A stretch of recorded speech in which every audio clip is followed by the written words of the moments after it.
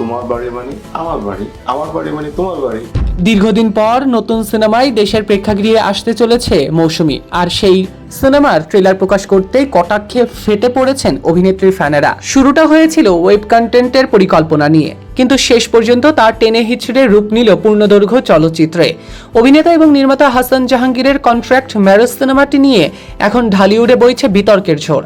প্রিয়দর্শিনী মৌসুমীকে পর্দায় দেখার ব্যাকুলতা থাকলেও ছবির ট্রেলার প্রকাশ্যে আসতেই যেন মোহভঙ্গ হলো ভক্তদের।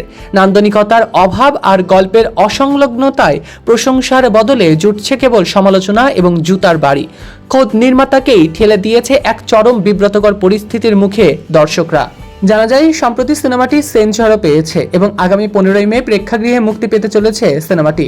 এই খবরের পর মৌসুমী, তার স্বামী ওমর সানি এবং আরও অভিনেত্রীরা ফেটে পড়েছে গর্জনে।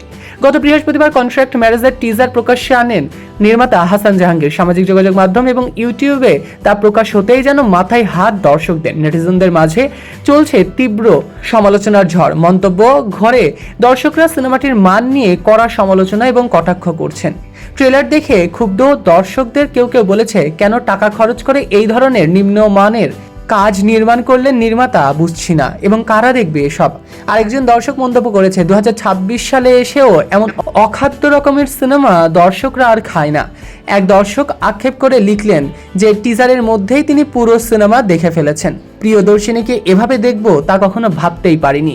প্রিয়দর্শিনীকে আমরা চাইছি আরো সুন্দরভাবে ফিরবে, কিন্তু এ কেমন ভাবে ফিরলেন তা নিয়ে আক্ষেপ প্রকাশ করেছে মৌসুমী ভক্তরা। এদিকে এর থেকে এক ভিডিও বার্তায় ওমর সানি জানিয়েছেন যে কন্ট্রাক্ট ম্যারেজ কোনো সিনেমা নয়, বরং এটি যুক্তরাষ্ট্রে শুটিং করা একটি নাটক ছিল। দর্শকদের প্রত্যাশার সঙ্গে এই কাজটি যায় না উল্লেখ করে তিনি ছবিটির মুক্তি বন্ধের আহ্বানও জানিয়েছেন। পুরো বিষয়টি নিয়ে নায়িকা মৌসুমীও পরিষ্কারভাবে জানিয়েছেন তিনি টেলিফিল্মের কাজ করেছিলেন, তিনি কোনো সিনেমার কাজ করেননি, কিন্তু নির্মাতা এটি সিনেমা বলে চালিয়ে দেওয়ার চেষ্টা করছে। এটি আসলে কোনো সিনেমাই নয়। তবে হাসান জাহাঙ্গীরের দাবি সিনেমাটি মুক্তির পর দর্শক এর থেকে অনেক ইতিবাচক বার্তা পাবে। আপনাদের কি মনে হয় এবং সিনেমাটির ট্রেলার এবং টিজার সম্পর্কে আপনাদের কি ধারণা কমেন্ট সেকশনে জানাতে ভুলবেন না। সৈকত আহমেদ নূর, সেলিব্রিটি লাইফলাইন।